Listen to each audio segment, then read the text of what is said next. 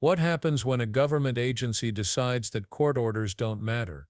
That's not just a dramatic question, it's the heart of a battle playing out inside Congress, and it exposes something much bigger than politics. It's about whether the Constitution, the foundation of American democracy, still holds real power, or whether government leaders can simply choose when to follow it. That question came front and center when Representative Shri Thanidar went head-to-head with Secretary Kristi Noem. At first glance, it looked like another tense exchange in a committee hearing. But listen closely and you'll realize this wasn't routine oversight.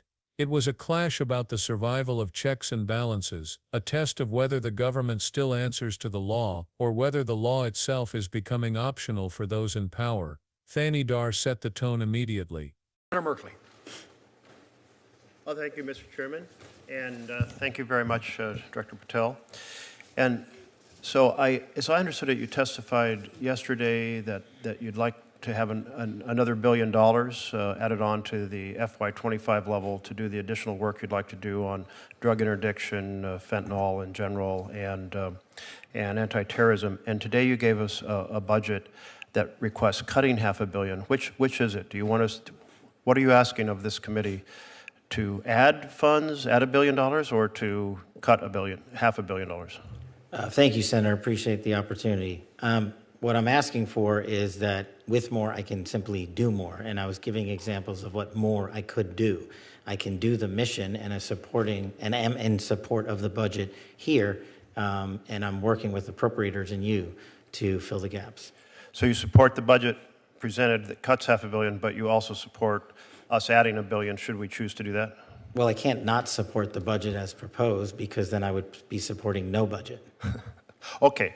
Well, we've got those two options. We do look forward to further details from you about how you plan to modify the function of FBI on these different missions that you've highlighted today so that we can give it the appropriate consideration. Mm-hmm. Director Patel, you're familiar with the Fifth Amendment. Yes, Senator. And it is really the freedom clause of the United States. It was 4 years into being a nation when Congress and the states said, hey, we have to make sure that there's not an over-aggressive government in the future that deprives us of life, liberty, or property without due process of law. And you're familiar that that applies to all persons in the United States. Yes, Senator. So there's been a lot of concern about the several hundred immigrants who were swept off the streets of America and sent to El Salvador without due process. And does that concern you? Senator, I'm not in a position to comment on whether or not they were given or not given due process or are supposed to be afforded due process. All the FBI did and all the FBI will continue to do is arrest those that have violated the law. Okay, but to arrest, you have to investigate. Have you launched an investigation of this violation of the Freedom Clause of the U.S. Constitution? Senator, I don't know that I agree with your characterization. Well, that was my first question, whether or not you agree with the Fifth Amendment and are prepared to defend it. It is your job to investigate crimes. Yes, I agree with the Fifth Amendment. I agree with the entire Constitution, and the men and women at the FBI decide. So are you going to launch an investigation of the reported violation of the due process of several hundred individuals? Again, Senator, it's not for me to call the balls and strikes on it. The men and women at the FBI who are trained to open investigations will make those calls.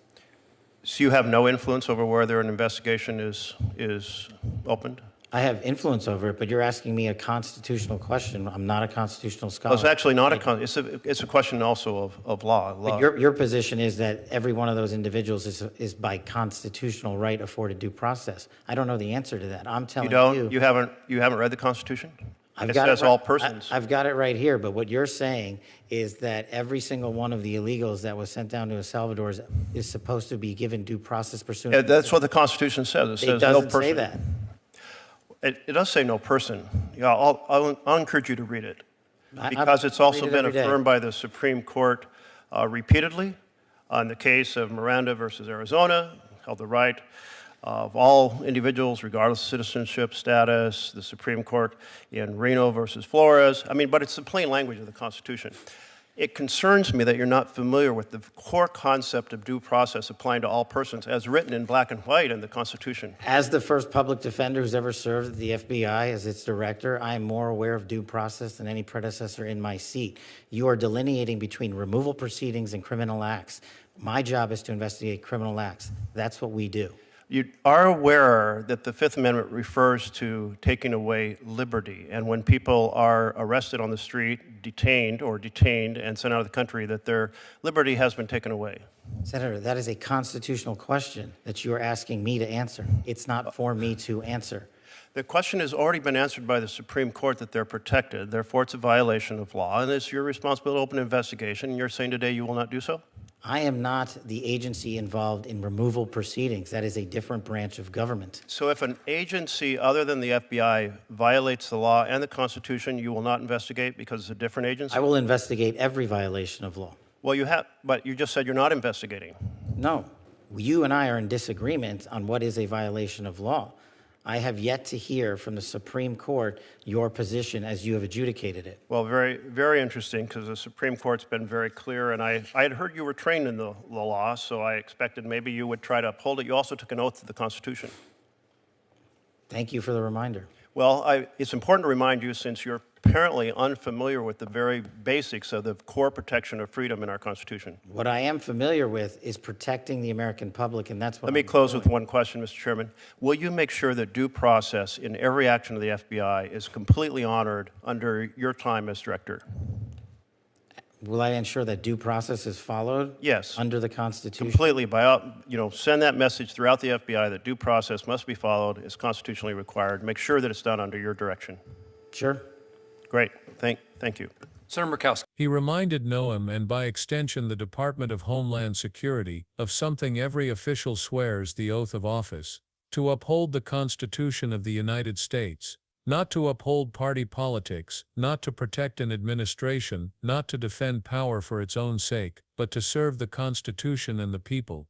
That oath exists because the Constitution designed a system of three branches. Congress makes the laws, the President enforces them, the judiciary interprets them. That balance is not symbolic, it's the very mechanism that guards liberty. And when one branch ignores the other, when the executive shrugs at the judiciary, history shows us the consequences are never small. Democracies do not collapse overnight. They collapse when one branch quietly begins to claim authority over the rest. So Thanidar asked the obvious but essential question: does the Department of Homeland Security follow federal court orders? A yes or no question. And Noam, without hesitation, said yes. She repeated it. She insisted they follow every order. On the surface it sounded reassuring. But Thanidar didn't stop there. He brought receipts. He cited an example that shredded her claim. FEMA, which operates under DHS authority, had been ordered by a federal judge to release disaster relief funds immediately. Not eventually. Not after review. Immediately. The order was clear, written in black and white, and yet FEMA failed to comply. The agency dragged its feet, withholding funds in direct violation of that ruling. That's when the contradictions became undeniable. Either DHS leadership ignored the judiciary outright, or they lost control of their own agencies.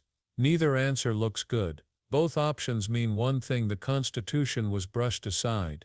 And Thanidar's words cut deeper than any statistic could. We all took an oath to uphold the Constitution. It is a sad day that I have to sit here and issue a reminder. Think about that. A member of Congress reminding a cabinet secretary of her sworn duty. That isn't business as usual. That's a red flashing alarm. But why does this one fight matter so much? Because the consequences ripple outward.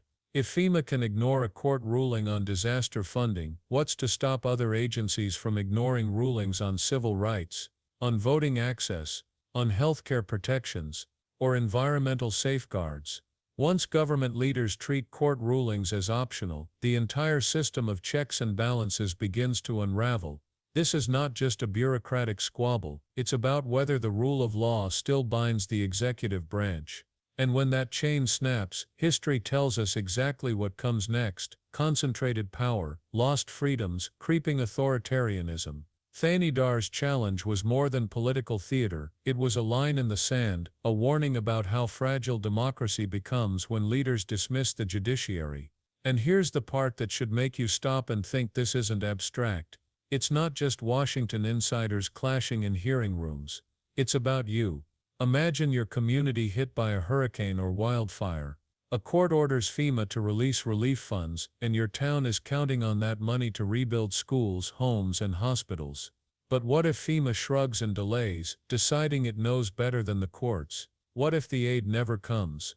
That's not a distant worry, that's exactly what Thanidar exposed. Once agencies start ignoring judges, ordinary citizens lose their last shield. Courts are the place you turn when your rights are threatened, when government oversteps, when injustice needs correcting. If that shield is cracked, your protections vanish. And it doesn't matter whether you're a Republican, Democrat, or Independent, your rights depend on courts being respected. Thanidar pressed this point with precision.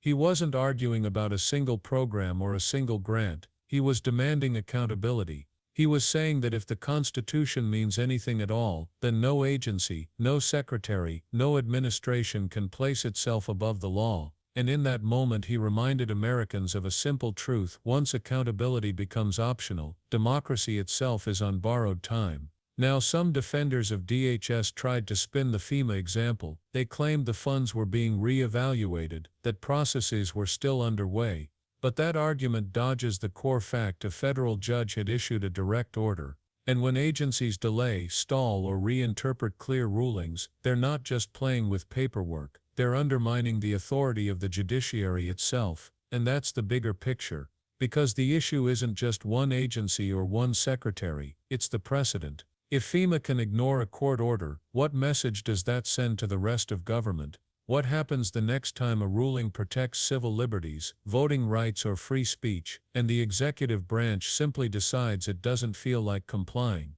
If courts can be sidelined, then no law, no ruling, no right is truly safe. This is how democracy erodes, not in a single collapse, but in small dismissals of accountability that pile up until checks and balances are nothing more than words in a textbook.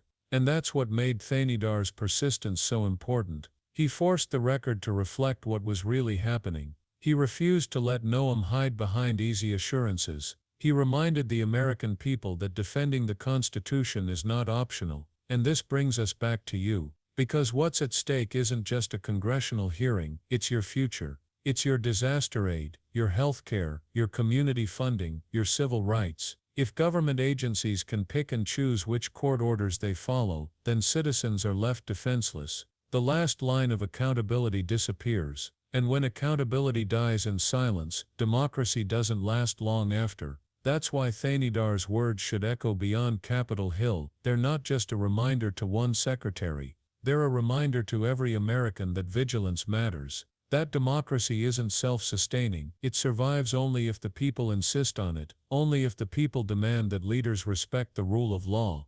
Because the Constitution is not a suggestion, it is the supreme law of the land. It doesn't belong to presidents or cabinet secretaries. It belongs to the people. And when officials try to treat it as optional, it's up to the people to push back, to speak up, to refuse to look away. So don't treat this as just another heated exchange in Congress. Treat it as a wake-up call. If FEMA can ignore a judge in Washington, then tomorrow it could be your community left without relief, your rights left without protection, your voice left without power.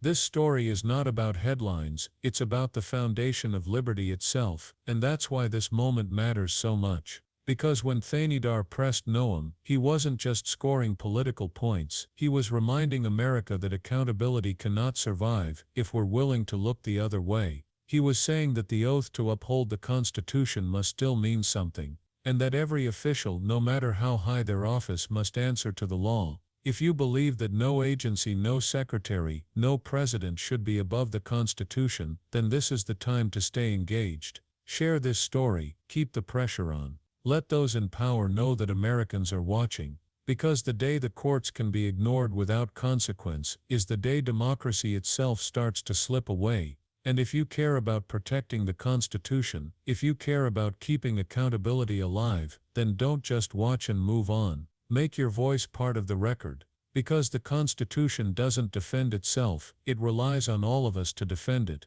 And if we fail to demand that leaders respect the rule of law, we may wake up to find that the law no longer protects us at all.